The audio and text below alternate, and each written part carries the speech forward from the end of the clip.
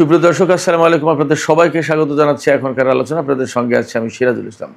দর্শক, অনেক গুরুত্বপূর্ণ খবর আছে।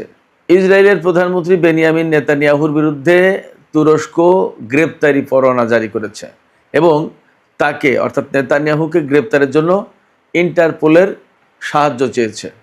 এখন ইন্টারপোল এই ব্যাপারে তুরস্ককে কি সাহায্য করে সেটা দেখার ব্যাপার।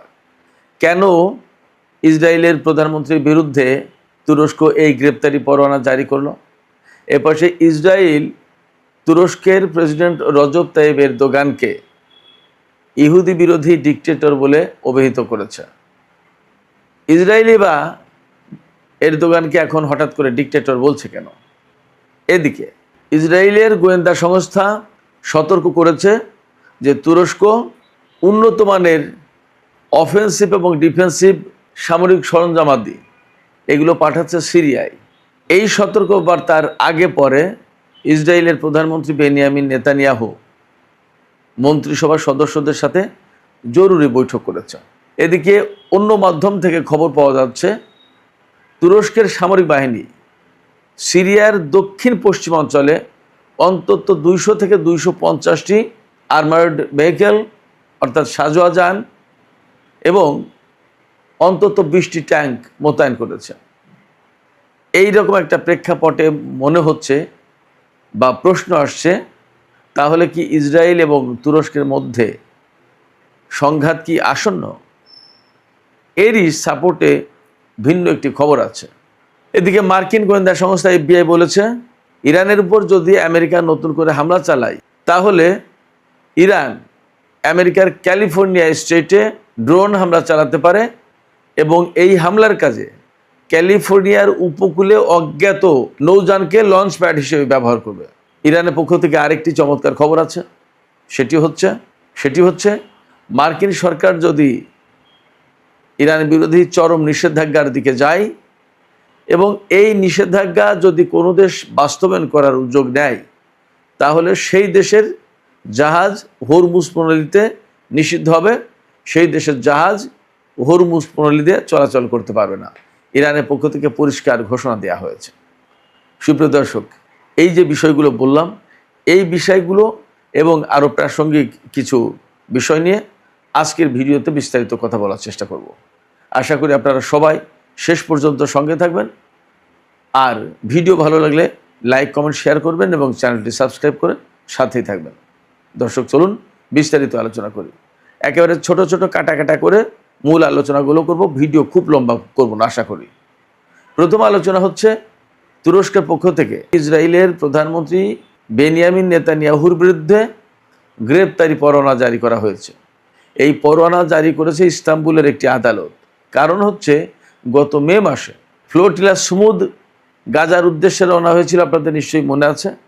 সেই ফ্লোটিলায় হামলা চালিয়েছিল ইসরায়েলের সামরিক বাহিনী, বিশেষ করে নৌবাহিনী, এবং সেখানে ব্যাপক অত্যাচার নিপীড়ন করেছিল। 1-2জন মারা গিয়েছিল হয়তো, বা যদি মারা নাও যায় তাহলেও প্রচণ্ড রকমের নির্যাতনের শিকার হয়েছিল ওই ফ্লোটিলায় অংশ নেওয়া বিভিন্ন দেশের লোকজন। এমনকি নারীদেরকে ধর্ষণ পর্যন্ত করা হয়েছিল বলে অভিযোগ উঠেছিল। এই প্রেক্ষাপটে তুরস্কের আদালতে মামলা করা হয় এবং সেই মামলার একটা গুরুত্বপূর্ণ আইনি পর্যায়ে এসেছে। এই পর্যায়ে নেতানিয়াহু এবং আরও বেশ কিছু মানুষের বিরুদ্ধে, মোট সম্ভবত 36 জন এই মামলার আসামি, তাদের বিরুদ্ধে গ্রেপ্তারি পরোয়ানা জারি করা হয়েছে এবং এই পরোয়ানা যাতে কার্যকর করা যায় সেই জন্য ইন্টারপোলের সাহায্য চাওয়া হয়েছে। এখন প্রশ্ন হচ্ছে ইন্টারপোল সাহায্য করতে পারবে কিনা। ইন্টারপোল তথ্য দিয়ে সাহায্য করতে পারে। আর সবচেয়ে বড় কথা হচ্ছে ধর্ম, বর্ণ, বিদ্বেষ, রাজনৈতিক নেতা এইরকম প্রেক্ষাপটে সম্ভবত তারা এই রকমের আহ্বানে সাড়া দেয় না বা দেবে না। আর সবচেয়ে বড় কথা, আন্তর্জাতিক অঙ্গনে এখনও যেহেতু ইসরায়েল এবং আমেরিকার প্রভাব রয়েছে, সেক্ষেত্রে ইন্টারপোল কতদূর সাড়া দেবে সেটা দেখার ব্যাপার। ইন্টারপোল অবশ্যই পশ্চিমা প্রভাবিত একটি পুলিশ সংস্থা। ইন্টারপোলের রেড নোটিশ জারি করার পর তুরস্কের প্রেসিডেন্ট রজব তাইয়িপ এরদোগানকে ইসরায়েলি সরকার ইহুদি বিরোধী ডিকটেটর বা স্বৈর শাসক হিসেবে মন্তব্য করেছে। বাস্তব কথা হচ্ছে এই মুহূর্তে ইসরায়েল এবং তুরস্কের ভেতরে খানিকটা টানাপোড়েন সৃষ্টি হয়েছে। বিশেষ করে গত 3-4 দিন আগে সিরিয়ায় যে তুর্কি অবস্থানে হামলা চালিয়েছে ইসরায়েল, সেই হামলার পর এই টানাপোড়েনটা তৈরি হয়েছে। আমরা সবাই জানি এর আগে তুরস্কের সাথে ইসরায়েলের এবং ইসরায়েলের সাথে তুরস্কের যথেষ্টই ভালো সম্পর্ক ছিল, বাণিজ্যিক কূটনৈতিক বিভিন্ন রকমের সম্পর্ক ছিল। এমনকি ইসরায়েলের প্রেসিডেন্ট তুর্কি পার্লামেন্টে বক্তব্য পর্যন্ত দিয়েছে এই এরদোগানের আমলেই।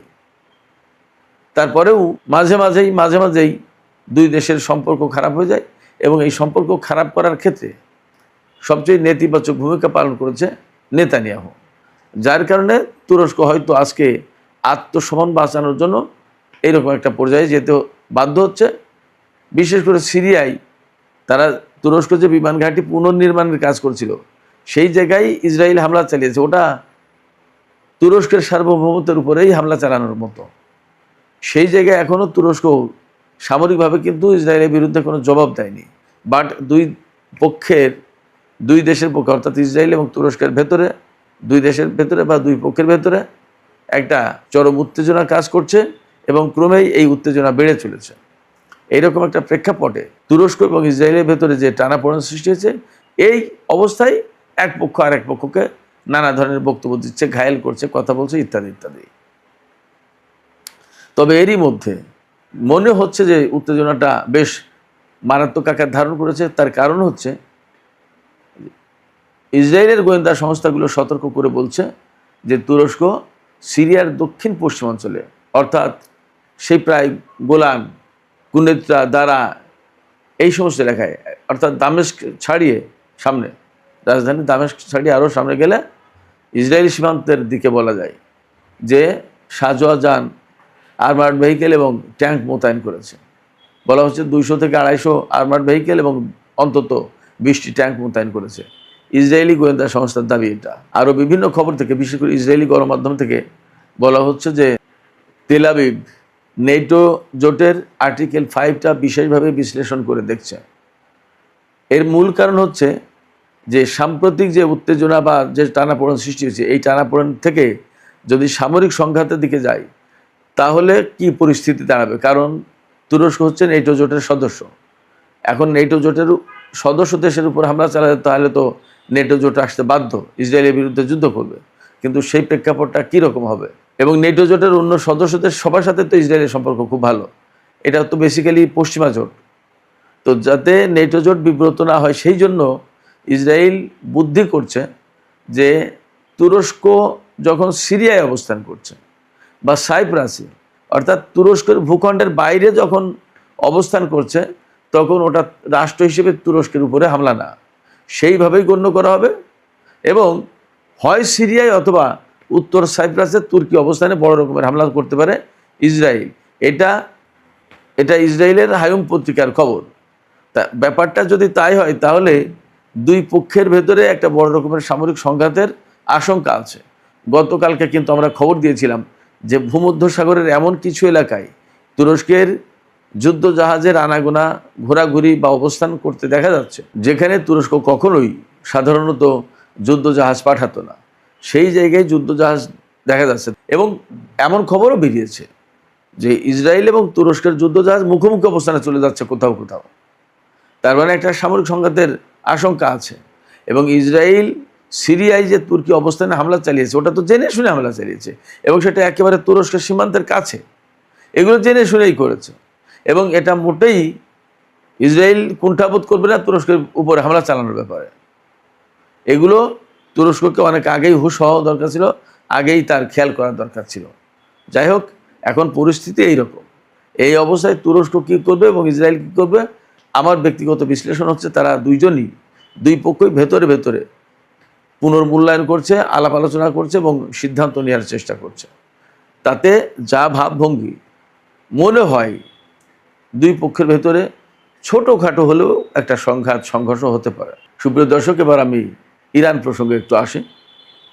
আপনারা সবাই জানেন, আমরা গত 2 দিন ধরে আলোচনা করে আসছি যে আমেরিকা ইরানের বিরুদ্ধে কঠোর নিষেধাজ্ঞা আরোপের চেষ্টা করছে এবং ডোনাল্ড ট্রাম্প তো বলেছেন যে ইকোনমিক ডুমসডে ঘটাবে, অর্থাৎ ইরানকে একদম নিষেধাজ্ঞার কিয়ামত বইয়ে দেবে, প্রচণ্ড রকমের নিষেধাজ্ঞা দেবে। ইরান কি করবে? ইরান একদম সোজা করে